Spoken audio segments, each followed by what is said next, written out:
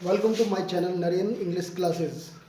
दोस्तों, मैं आपके लिए आज डाइट एंड डाइट से संबंधित एक नया फैक्ट आपके सामने लाया हूँ, जो कि हमारे डाइट एंड डाइट के तत्व से बिल्कुल अलग है। जैसे कि डाइट एंड डाइट में आप देख रहे हैं कि हमारा यूनिवर्सल ट्रुथ यानी कि सत्य कहावतें जो हमारे यूनिवर्सल ट्रुथ के अंतर्गत आती हैं, आदतें, ऐतिहासिक फैक्ट्स और कहावतों से संबंधित वैज्ञानिक तथ्यों से संबंधित, जिसमें हमारे कोई भी सेंटेंस जो है वो चेंज नहीं होता। अभी तक आपने सीखा था कि जब रिपोर्टिंग वर्ब हमारी प्रेजेंट में होती है तो रिपोर्टेड स्पीच का टेंस नहीं बदलता है, किंतु सेंटेंस हमारा चेंज होता है। और हमारा रिपोर्टिंग वर्ब अगर पास्ट में होती है तो रिपोर्टेड स्पीच का टेंस हमारा बदलता है।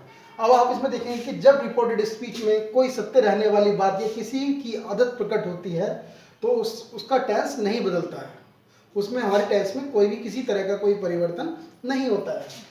तो देखिए, सबसे पहले हमारा फैक्ट आता है यूनिवर्सल ट्रूथ, यानी कि सत्य।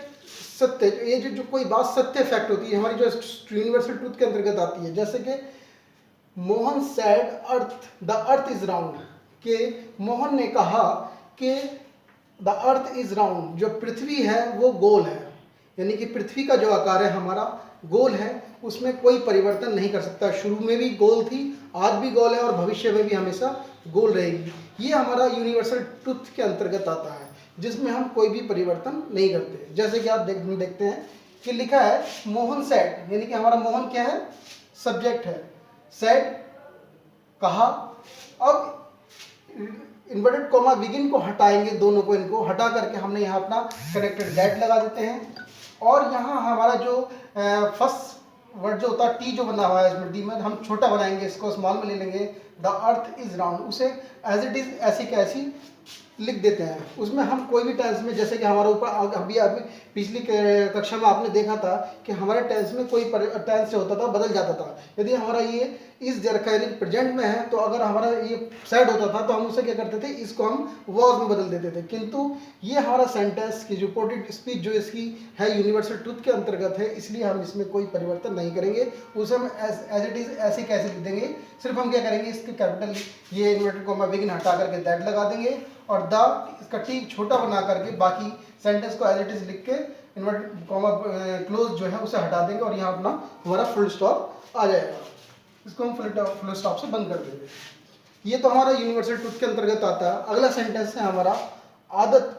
जिन वाक्यों में आदत प्रकट होती है, जिन वाक्यों में आदत प्रकट होती है, जो हमारे वाक्य आदत प्रकट करते हैं, उन वाक्यों के सेंटेंस में रिपोर्टेड स्पीच में भी कोई टेंस नहीं बदलता। जैसे देखते हैं हम क्या कह रहा है कि ही सेड टू मी, कि उसने मुझसे कहा। ही हमारा सब्जेक्ट, सेड टू मी किससे, मुझसे कहा, कि उसने मुझसे कहा कि dogs bark at the strangers, कि जो कुत्ते होते हैं बार्क भौंकते हैं एट द स्ट्रेंजर्स, किस पर, अजनबियों पर भौंकते हैं, कि कुत्ते अजनबियों पर भौंकते हैं।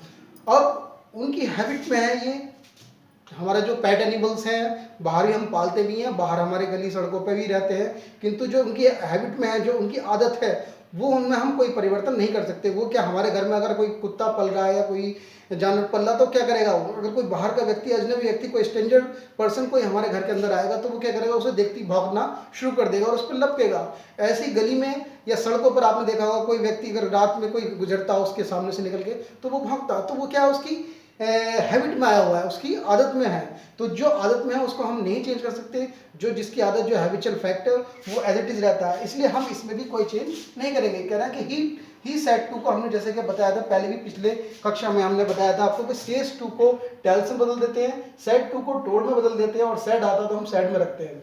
तो इसे हम क्या कर देंगे, सेड टू को हमने टोल्ड में चेंज कर दिया और मी हमारा एज इट इज आ गया।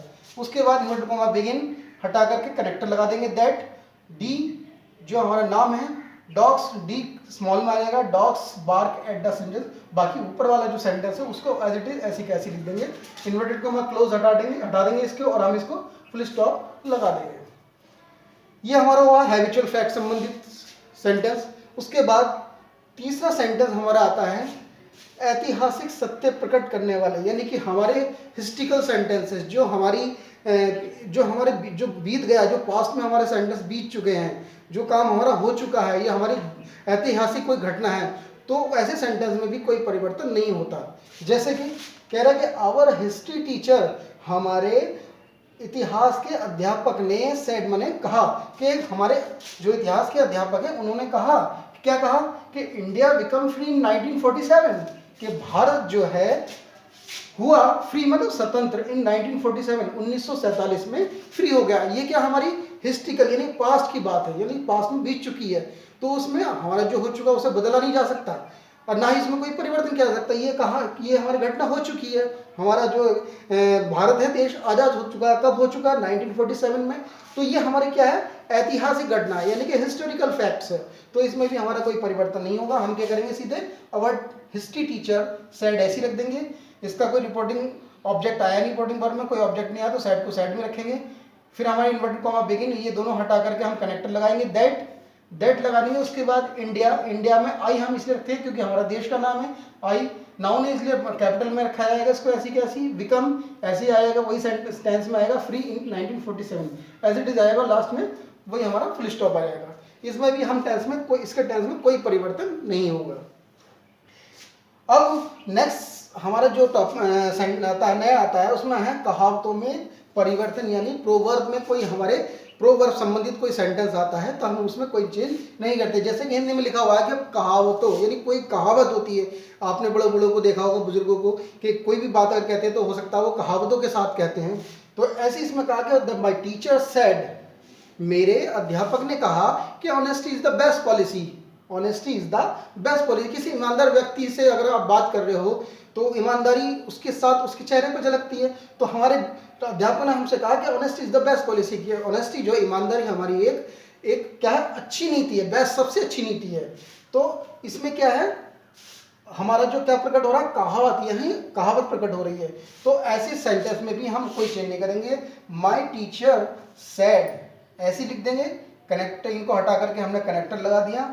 ऑनेस्टी का एच स्मॉल बनाएंगे और उसके बाद ऑनेस्टी का जो हमारा इज है प्रेजेंट में है वो हम प्रेजेंट में ही रखेंगे। द बेस्ट पॉलिसी और फुल स्टॉप लगा देंगे। इन्वर्टेड कॉमा क्लोज जो है वो हटा देंगे। ठीक है। अगला हमारा सेंटेंस बनता है वैज्ञानिक तथ्यों में परिवर्तन नहीं होता, यानी कि जो हमारे साइंटिफिक फैक्ट होते हैं उसमें भी कोई परिवर्तन नहीं होता है। कोई जैसे कि कहा कि माय साइंस टीचर, कि मेरे विज्ञान के अध्यापक ने कहा, कि माय साइंस टीचर सेड, कि मेरे विज्ञान के अध्यापक ने कहा कि water boils at 100 degree Celsius. क्या? कि पानी जो है 100 डिग्री सेल्सियस के तापक्रम पर जाकर क्या है? उबलता है, बॉल्स होता है। तो उसमें हमने क्या करा कि माय साइंस टीचर, कि मेरे अध्यापक ने, हमने ऐसी कैसे उतार दिया? सेड कहा, इसे ऐसी कैसे उतारा हमने, और इन्वर्टेड कॉमा बिगिन और ये हटा करके हमने सेंटेंस को जोड़ने के लिए कनेक्टर लगा दिया। दैट वाटर डब्ल्यू स्मॉल बन जाएगा, boils at 100 degree Celsius full stop. और ये हमारी इसके आगे से ये इन्वर्टेड कॉमा क्लोज जो है वो हट जाती है, सिर्फ फुल स्टॉप आ जाता है। इन चीज़ों का बहुत ध्यान रखना है।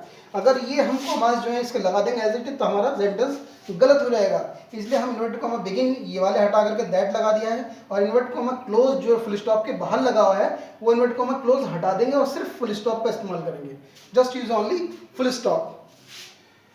अब आपको ये समझना है कि ये जो फैक्ट्स हमने लिखे हैं, अगर आपके सेंटेंस, अगर आपके एग्जाम में ये कहीं भी आप उसको हल कर रहे हैं, ये सॉल्व कर रहे हैं, कोई भी क्वेश्चन को सॉल्व कर रहे हैं और आपको सामने ये इस संबंधित कोई भी आपका सेंटेंस आता है, तो हम उसकी रिपोर्टेड स्पीच में कोई भी टेंस में परिवर्तन नहीं करेंगे, उसको हम एज इट इज ही लिख देंगे। तो आज की क्लास इतनी ही। इसको आप लोग इसकी प्रैक्टिस कीजिएगा। अगर प्रैक्टिस में कोई दिक्कत आई, आपको समझने में कहीं कोई दिक्कत आती है तो आप मुझे कमेंट्स करके बताएं। और अगली क्लास में मैं जो है इसके बारे में अगर आप कमेंट्स में पूछते हैं तो अगली क्लास जो लूँगा उस पर संबंधित जो भी आपको सेंटेंस समझ में नहीं आएगा उसको मैं आपको समझा दूंगा। और इसके देखने के बाद आप चैनल को सब्सक्राइब करना ना भूलें। इसको लाइक करें, शेयर करें और सब्सक्राइब करें। Thank you so much. कितने 10 मिनट की ना हुई है, 9:30 मिनट है।